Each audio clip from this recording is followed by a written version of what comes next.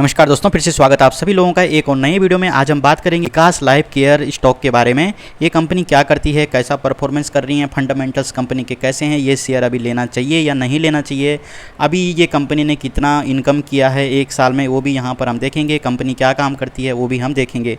सबसे पहले हम इसके चार्ट पर जाते हैं, ऑल टाइम पर देखते हैं। जब ये हाई गया था तब दोस्तों ये 17 जुलाई 2020 को हाई गया था 13 रुपये 82 पैसे पर, और लिस्ट हुआ था ये 8 मई 2019 को 3 रुपये 8 पैसे पर लिस्ट हुआ था। दोस्तों ये NSE और BSE में दोनों पे लिस्टेड है। अगर हम बात करें इसके परफॉर्मेंस की, तो यहाँ नीचे देखेंगे हम कि ये 52 हफ्ते पहले 3 रुपये पर ट्रेड कर रहा था, और 52 हफ्ते हाई में रहा है ये 8 रुपये, मतलब 52 हफ्ते हाई रहा है 8 रुपये। अगर हम इसकी वॉल्यूम की बात करें तो वॉल्यूम आप देख सकते हैं कि 63,16,419 का है, और वॉल्यूम घटता बढ़ता रहता है। अगर हम इसकी मार्केट डेप्थ की बात करें तो आप देख सकते हैं बाई ऑर्डर्स यहाँ पर 37.84% लगभग चल रहे हैं, और सेल ऑर्डर यहाँ पर अभी ज़्यादा चल रहे हैं 62%। फंडामेंटल्स की बात करते हैं तो फंडामेंटल्स कंपनी की काफ़ी ज़्यादा ख़राब हो रखे हैं। 846 करोड़ की मार्केट कैप है। अगर हम ROE की बात करें तो ROE कम से कम किसी भी शेयर की हो वो 20% तक होनी चाहिए, तो इसकी ROE आप देख सकते हैं 3.83% है। लेकिन दोस्तों ऐसा नहीं है कि फंडामेंटल्स सही नहीं होते। अगर कंपनी अच्छा काम कर रही होती है, अपने काम पर ज़्यादा फोकस करती है और ग्रो करती रहती है, तो इसके फंडामेंटल्स अपने आप सुधर जाते हैं। अगर हम डेप्थ ऑफ इक्विटी की बात करें तो कंपनी के ऊपर कोई खास कर्जा नहीं है। बुक वैल्यू की बात करें तो 2.96 की है, और फेस वैल्यू की बात करें तो 1 है। अगर हम इसके फाइनेंशियल देखें तो आप देखेंगे कि प्रॉफिट में जाकर हम देखेंगे क्वार्टरली, तो आप देखेंगे यहाँ पर 23 दिसंबर को 4 करोड़ का लॉस हो रखा है, और मार्च 2024 को 2 करोड़ का। अगर हम सीधे ईयरली पर जाके देखें तो 2022 में इसने 29 करोड़ का यहाँ पर इसको फ़ायदे में रही थी कंपनी, और अगर 2023 की बात करें तो 16 करोड़ के नुकसान में रही है। 2024 का यहाँ पर अभी डेटा नहीं आया है।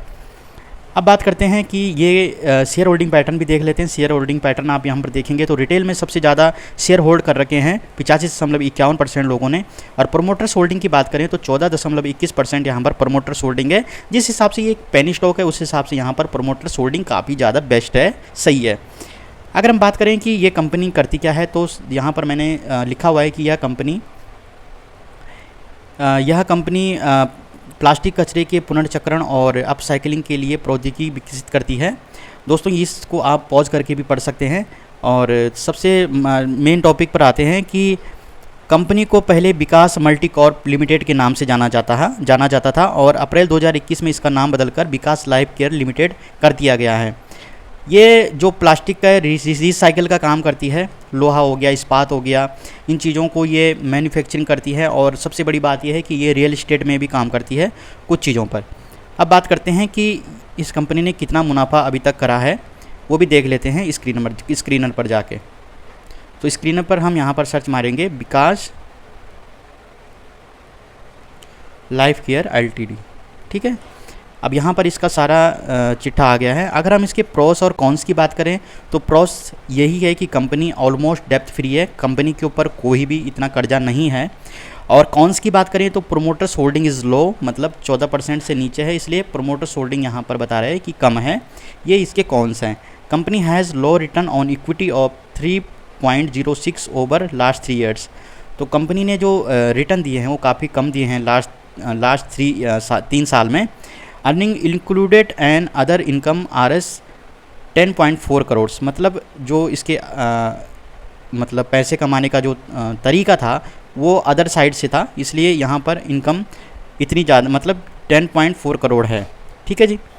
तो प्रोमोटर्स होल्डिंग है डिक्रीज ओवर 3 ईयर्स -5.88%, मतलब प्रोमोटर जो होल्डिंग है वो डिक्रीज हो चुकी है, मतलब कम हो चुकी है पिछले 3 सालों में।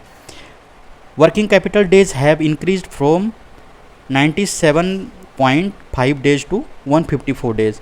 तो इसमें भी इंक्रीज़ हुई है, वर्किंग कैपिटल भी इंक्रीज़ हुआ है, ठीक है। अब बात करते हैं इसके प्रॉफिट लॉस की। तो अगर यहाँ पर प्रॉफिट लॉस देखें तो आप देखें कि सेल्स कंपनी ने मार्च 2024 में 446 करोड़ की है, और इसमें एक्सपेंस जो कंपनी के थे वो थे 442 करोड़। अगर हम टोटल नीचे जाके देखें नेट प्रॉफिट तो आप देखेंगे कि 13 करोड़ का नेट प्रॉफिट यहाँ पर रहा है, ठीक है दोस्तों। अब बात करते हैं कि हमें कंपनी पर पैसा लगाना चाहिए नहीं लगाना चाहिए, एक पेनी स्टॉक पर अभी हमें रिस्क लेना चाहिए या नहीं लेना चाहिए, ये हम देख लेते हैं। देखो यार दोस्तों, ये कंपनी 8 मई 2019 को कोई ज़्यादा पुरानी कंपनी नहीं है। ये बहुत ही मतलब नई कंपनी मान के चलेंगे, 5-6 साल इस कंपनी को अभी हुए हैं। लेकिन अगर हम इस पर थोड़ा बहुत अगर इसके स्टॉक ख़रीद लेते हैं तो आगे जाकर काफ़ी दे सकता है हमें रिटर्न, ऐसी बात नहीं है। लेकिन अगर आप इसमें नहीं लगाना चाहते हैं तो आपके पास और भी पेनी स्टॉक बहुत सारे हैं जिस पर आप पैसा लगा सकते हैं, उसके स्टॉक खरीद सकते हैं। मैं आपको रिकमेंड नहीं करूँगा, लेकिन मैं इतना बोलूँगा कि इसमें इसकी जानकारी आपको पहले बहुत ही गहराई से लेनी पड़ेगी कि कंपनी क्या कर रही है, कंपनी का रिकॉर्ड पूरा देखना पड़ेगा। मैंने आपको शॉर्ट में बता दिया है कि कंपनी क्या कर रही है, क्या नहीं कर रही है। लेकिन जहाँ तक मेरे को फंडामेंटल्स दिख रहे हैं वो काफ़ी ज़्यादा अभी इसको स्ट्रॉन्ग करने की ज़रूरत है। फंडामेंटल्स बहुत कम है कंपनी के, बहुत लो हैं। तो फंडामेंटल्स जैसे ही इसके सही हो जाते हैं, कंपनी जैसे ही ग्रो करती है वैसे इसके फंडामेंटल्स भी सही हो जाएंगे। तो अब रही बात खरीदें ना खरीदें, देखो भाई आपको मैं बहुत सारे ऐसे पेनी स्टॉक आने वाली वीडियो में बताने वाला हूँ जहाँ पर आप उन पर इन्वेस्ट कर सकते हैं लॉन्ग टर्म के लिए। फिलहाल आप विकास लाइफ केयर पर ना ही करें, वही बेटर रहेगा। वीडियो देखने के लिए बहुत बहुत धन्यवाद। आपका दिन शुभ हो। जय माता दी।